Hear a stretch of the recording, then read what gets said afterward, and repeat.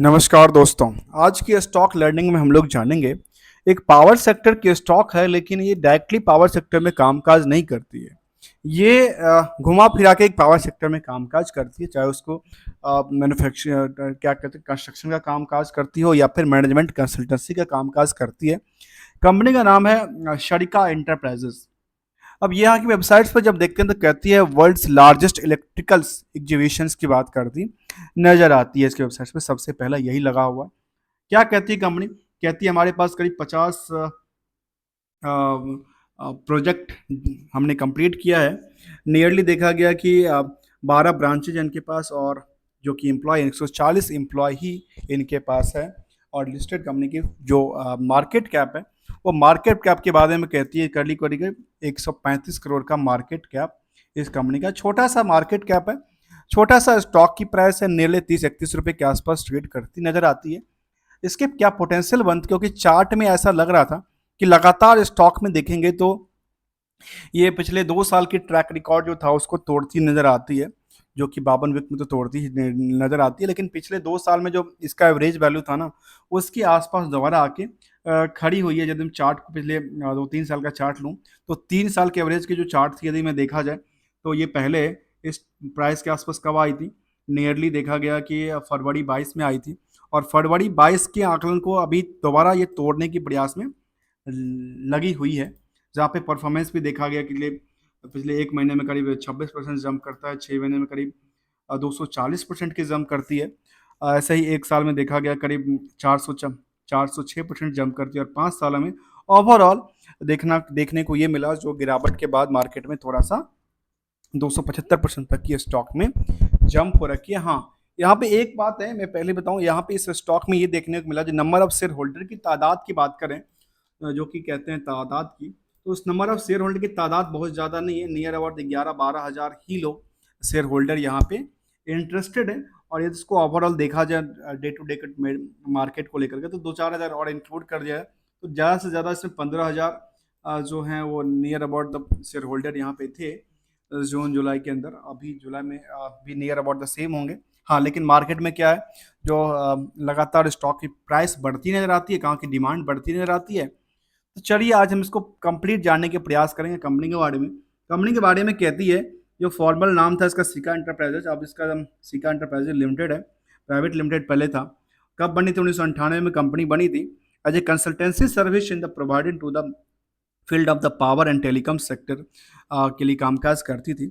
इसके बाद कहा कि don the Sarika enterprise in the various associate business land in the emerge with the technology engineering and the construction पे कामकाज करना चालू कर दिया।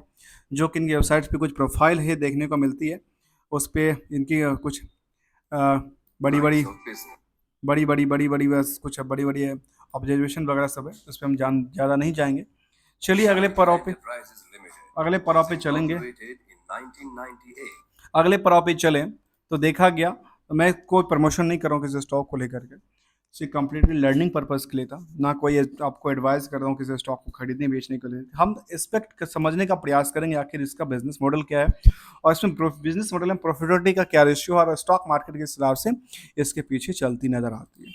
तो सबसे पहले देखा जाए करंट मार्केट प्राइस को, पहले जो 30 रुपए के आसपास प्राइस है उसको देखा जाए। बिजनेस बारे में फंडामेंटल है, बिजनेस क्या करती है, तो बिजनेस के बारे में हमने देखा है कंपनी क्या करती है। कंपनी के बारे में कहती है कि consultancy in the management, consultancy in the project, execution services पे कामकाज करती है इन द पावर सेक्टर को लेकर के। इससे होने वाली प्रॉफिट की चर्चा करेंगे, प्रॉफिट का ट्रेंड क्या कहता है।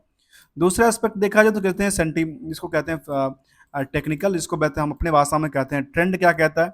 यहाँ पे जो इनका जो नया प्रोजेक्ट है उसका ट्रेंड क्या कहती है, ट्रेंड क्या बोलेंगे, प्रोजेक्ट जल्दी टाइम में ख़त्म करते हैं नहीं करते हैं, ये सब उनकी ट्रेंड के हिसाब से चलती नहीं रहती। साथ में इनका कस्टमर का रिव्यू क्या है, कस्टमर क्या हिसाब से सोचती है इनके बारे में, ये देखना जरूरी होता है, इसको कहते हैं ट्रेंड। इसके बाद जो तीसरा एस्पेक्ट इसका नाम है सेंटिमेंटल।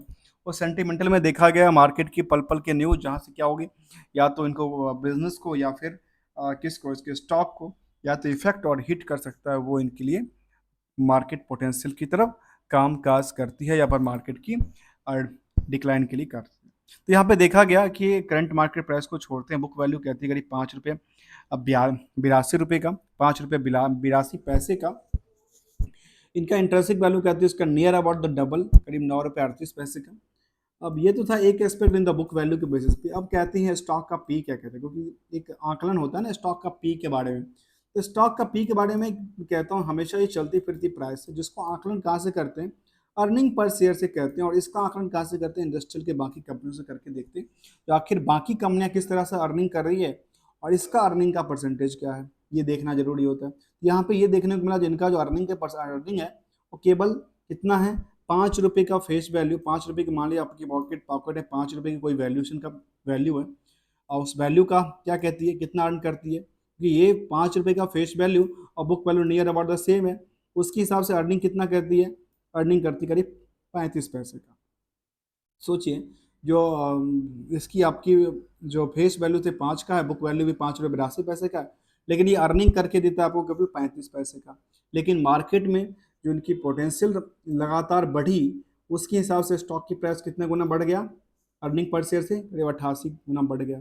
जबकि बाकी सारी कंपनी की एवरेज क्या कहती है, 35 करती है। इसके हिसाब से यदि इसके साथ आकलन करेंगे तो कहती है ये ओवर वेटेज हो गया है। लेकिन क्या दूसरे आकलन भी है, तो चलिए दूसरा आंकड़े का नाम है जिसका नाम है डेट टू गुड रेशियो, उसके बारे में कहते हैं 0.68 का है। और करंट रेशियो थोड़ा सा अच्छा, थोड़ा सा लाइबिलिटी से अच्छा देखने को मिला, 1.73 का निकल के आती है। इसको आकलन करें, इसको कंपेयर करेंगे इसके पीयर्स कंपनी से यदि हो सकता है तो। आर की बात करते हैं 5.80 का, 90 का, और आर की बात करते हैं 6.26 का। डिविडेंड का कोई ट्रैक रिकॉर्ड नहीं है कंपनी को लेकर के। यहाँ पे नंबर ऑफ शेयर कहाँ थे, 4 करोड़ के आसपास था, जहाँ पे हमने इन्वेस्टिंग शेयर होल्डर की बात करते हैं, नियर 11 से 15 हज़ार शेयर होल्डर इसमें ट्रेडिंग या फिर एक डिलीवरी पोजीशन में चलते नजर आते हैं। चलिए अगले पड़ाव पे, अगला पड़ाव का नाम है जिसका नाम है क्या, पीयर्स को कंपेयर करने के लिए उससे पहले एक नज़र डालते हैं इसकी वेबसाइट्स को, और जहाँ पे कहती है कंपनी के बिजनेस मॉडल के बारे में। तो बिजनेस के बारे में कंपनी के बॉडी में अपनी ज़रा लंबा सारा लिस्ट बना रखा है। कहती है marketing consultant in the foreign participant in the large power project, बड़ी बड़ी पावर प्रोजेक्ट के लिए बात करती है। कहती है technical competence in the cable solutions transmission in the distribution system पे काम करती है। कहते हैं project management consultancy in the project education service पे करती है। Introduction the smart breach solutions in power sector, power sector की कहते सकते हैं छुपी स्टॉक है, कह सकते हैं इसको। इनका क्या क्या काम है जो कि पावर सेक्टर के लिए कामकाज करती नजर आती है। कहते हैं some of the our clients includes, जो क्लाइंट्स इनके पास हैं वो कहती है कोरिया के क्लाइंट्स हैं इनके पास, साथ में कहती है कि ये कोरिया में ही देखने को मिलती है। इनका प्रिंसिपल जो क्लाइंट्स हैं वो कोरिया के क्लाइंट्स हैं।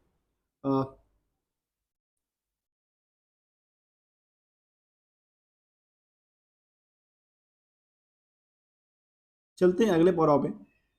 अगले पड़ाव का नाम है पीयर्स को कंपेयर करने के लिए। उम्मीद करते हैं अभी तक आपने चैनल को सब्सक्राइब किया होगा, नहीं किया है तो चैनल को सब्सक्राइब कीजिए, लाइक कीजिए और शेयर कीजिए। चलिए यहाँ पे पीयर्स में देखा गया कि अदानी इंटरप्राइजेज है, एजिस लॉजिस्टिक, मुझे लगता है ये सबसे कंपेयर करना ठीक नहीं लगता। इनकी और इनकी कई तालमेल नहीं बैठती है, नज़र नहीं आती बड़ी बड़ी कंपनी से। लेकिन इनका मार्केट कैप का भी 135 करोड़ का है और बाकी कंपनियों का कितना, लाखों में, लाखों करोड़ों का क्या है मार्केट कैप। कंपेयर करना ठीक नहीं लगता। हाँ कंपेयर बस एक चीज़ का किया जा सकता है, बाकी चल के आगे चल रही है जो क्या प्राइस रेंज में जो बढ़ोतरी है उसके हिसाब से पी की बेसिस पे क्या जंप करती है, जो कि डेट्स है वो क्या कहती है, इसके बारे में ये कंपेयर किया जा सकता है। जो कि आगे उनकी जो छोटी मार्केट क्या है तो आगे मार्केट धीरे धीरे बढ़ती है ना, सबकी ऐसी बढ़ती है। आते हैं क्वार्टरली डेटा के बारे में क्या कहते हैं।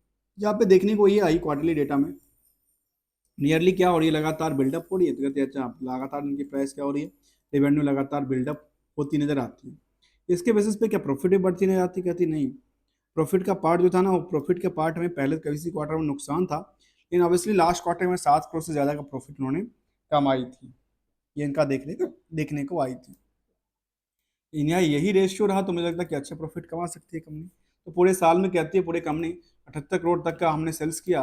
78 करोड़ के सेल्स पे जो प्रॉफिट का पार्ट था वो कितना था, करीब कितना प्रॉफिट निकलती है, करीब करीब 1 करोड़ 53 लाख के आसपास की प्रॉफिट, 1 करोड़ 53 लाख की प्रॉफिट निकलती है।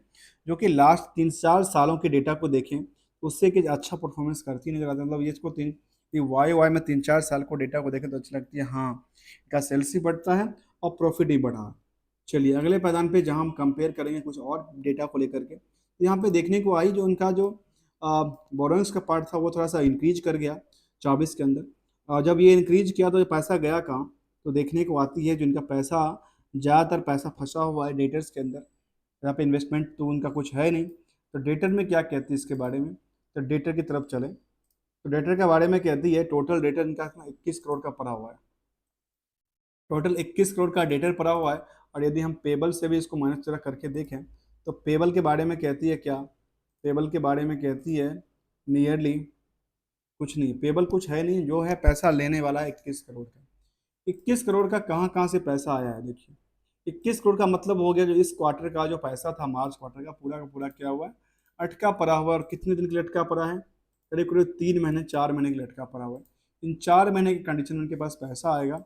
उस 4 महीने के पैसे में ही क्या कहना चाहती है, जहाँ पे 21 करोड़ का, उसके बेसिस पे टोटल सेल्स कितना था इसका पूरे साल का आकलन करना, पूरे साल का टोटल सेल्स है 78 करोड़ का। इसमें 21 करोड़ का क्या है, डेटर पड़ा हुआ है। और उस डेटर के बेसिस में देखा जाए तो यहाँ पे प्रॉफिटेबिलिटी पार्ट क्या कहती है, 1 करोड़ 53 लाख का उन्होंने प्रॉफिट बुक किया। इसके बेसिस पे 21 करोड़ का ये फंसा हुआ है, कितना गुना हो गया, नियरली 17-18 गुना तो हो गया, मैं मान लेता हूँ 17 गुना के आसपास, 17 गुना, 15 गुना, 15, 15 7 21, हाँ नियर 15 गुना तो क्या है, जो प्रॉफिट उन्होंने बुक किया उनका 15 गुना से ज़्यादा मार्केट में उनके पैसे ही फंसे हुए हैं। इनकी एक डिमेरिट है, जहाँ पे इनकी मैनेजमेंट पैसे को सही टाइम पे यूज नहीं कर पाती है। और उसके वजह से पता है इनका जो कैश फ्लो था वो क्या हुआ, कैश फ्लो में देखिए क्या मिला, केवल 17 लाख का कैश फ्लो देखने को मिला है इसको लेकर। अगले पैदान पे चलते हैं, क्या कहती है इसके बारे में, जहाँ पे हमने देखा कि इन्वेस्टमेंट पार्ट में कंपनी के पास जो टोटल शेयर होल्डर था वो करीब 11 से 15 हज़ार की तादाद में हो सकती है। यहाँ पे क्या कहती है, क्या उन्होंने प्रमोटर ने अपनी पोजीशन को बिकवाली किया, तो कहते नहीं, प्रमोटर ने ऐसे कोई भी कदम नहीं लिया है। अर्थात देखा गया कि प्रमोटर में कौन है, तो सबके सब इंडिविजुअल नज़र आते हैं। और पब्लिक में देखा जाए तो पब्लिक में एक लोगों को छोड़ के बाकी सबके सब क्या है, नियरली जो 44% की होल्डिंग है, 44% में एक नाम आता है संजय वर्मा का, जिनके पास 10% की होल्डिंग है। बाकी होल्डिंग जो है वो नियरली किसके पास है, आम पब्लिक में, आम रिटेल के पास ही कामकाज करती है। और ये लगातार जो बिल्डअप हो रही है प्राइस है, वो कहाँ से आ रही है, लगातार मतलब ये पिछले 2 साल की ट्रैक रिकॉर्ड जो था उसको तोड़ने के लिए चलती नजर आती है। जहाँ पे एवरेज वैल्यू क्या कहती है इसके बारे में, एवरेज वैल्यू 50 डे की एवरेज वैल्यू कहती है यहाँ से तो जंप कर चुकी है, चाहे वो 1 साल का 3 साल का डेटा देखें, या 1 साल के डेटा को ही आंकलन करके देखें, या 6 महीने को डेटा को, लगातार क्या हो रही है, प्राइस बिल्डअप हो रही है। किसके बेसिस पे, इनके सेल्स और मार्केट की पोटेंशियल के बेसिस पे, ना कि उसकी अदर चीज़ को लेके बेसिस पे। कंपनी का नाम था शरिका इंटरप्राइजेज। इसके बारे में जब हम यहाँ पे देखें तो उसमें क्या कहते हैं इसके बारे में एक नज़र डालते हैं, इनकी फाइनेंशियल के ऊपर, जहाँ पे ग्रो की बात करते हैं, कहती है करीब 55% ग्रो करती है रिवेन्यू के अंदर। और जो नेट इनकम था उसमें भी करीब 146% का जंप करती नज़र आती है वाई के हिसाब से। लेकिन जो लाइबिलिटी पार्ट उसके बारे में कहती है, जो हमने जो लाइबिलिटी का 9% के एसेट्स बनाती है और 13% का क्या करते हैं, क्या बढ़ाई है हमने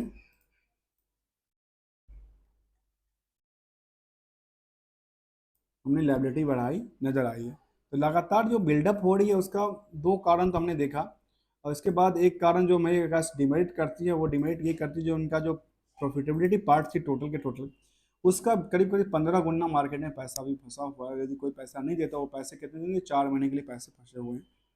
तो फिर इनके लिए क्या एक मुश्किल की सवाल बनती नजर आ सकती है। लेकिन फिलहाल जो सेंटिमेंटल था, उस सेंटीमीटर में लगातार क्या हो रहा है, तो अपर सर्किट तोड़ती नजर आता है, अपर सर्किट लगातार देखेंगे तो सेंटीमेंटल क्या कहती है, अपर सर्किट की बात करती है सेंटीमेंटल की बात। और कुछ और सेंटीमेंटल की बात करें तो क्या कहती है, कंपनी के बारे में कहती है क्या बोर्ड मीटिंग होने वाला है, ऑडिटेड फाइनेंशियल स्टेटमेंट आने वाली है, क्योंकि अगले हफ्ते तक आ सकती है, 2 4 5 दिन में आ सकती है आगे चल करके। इसके बाद कुछ और लेटेस्ट अपडेट करती है, प्रेस रिलीज, ये 11 तारीख उन्होंने प्रेस रिलीज किया था। किस चीज़ में किया था, कहती है हमने एक मेमोरेंडम MOU साइन किया था Sarika enterprise Sarika a smart tech private limited in the holding on subsidy in the worth of, क्योंकि एक सब्सिडी कंपनी थी जिन्होंने एक MOU साइन किया है, किसके साथ साइन किया है, तो इस पर एक नज़र डालें।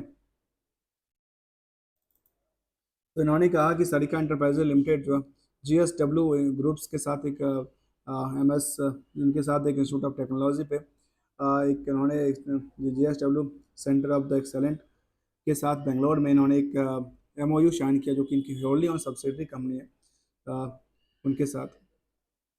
तो ये इनके लिए एक पॉजिटिव भी निकल के आती थी। बात, जहाँ पे कहा कि हमने इंस्टीट्यूट ऑफ टेक्नोलॉजी इसमें जो था JSW और इनकी जो राम अमा INH है उसके साथ, कहती है JSW group signed MOU with the MSRIT and and Sarika to establish centre of the excellence of the Bangalore. एक सेंटर बनाने वाले हैं, इसके लिए इनके पास काम का मिला है। ये इनके लिए लेटेस्ट अपडेट ये था कंपनी को लेकर के, जहाँ पे प्रोजेक्ट की कुछ बात करती है नियर अबाउट, जो कितने वैल्यू का प्रोजेक्ट होगा उसके बारे में कुछ कहती हो तो अच्छी बात है। कहते हैं जो कि सेंटर बनेगी, कहते हैं ग्रुप स्टैक की ग्रुप द कंपनी द 44,000, ये JSW ग्रुप अपनी बात करती नजर आई है। तो हमने समझने का प्रयास किया इस कंपनी के बारे में, थोड़ा सा पार्ट्स को लेकर के, साथ में हमने फाइनेंशियल को समझने का प्रयास किया कि जो कहाँ कहाँ से इसके पास मॉडल्स थे। चार्ट को देखा तो लगातार बिल्डअप हो रही है। Thank you so much for joining है दोस्तों।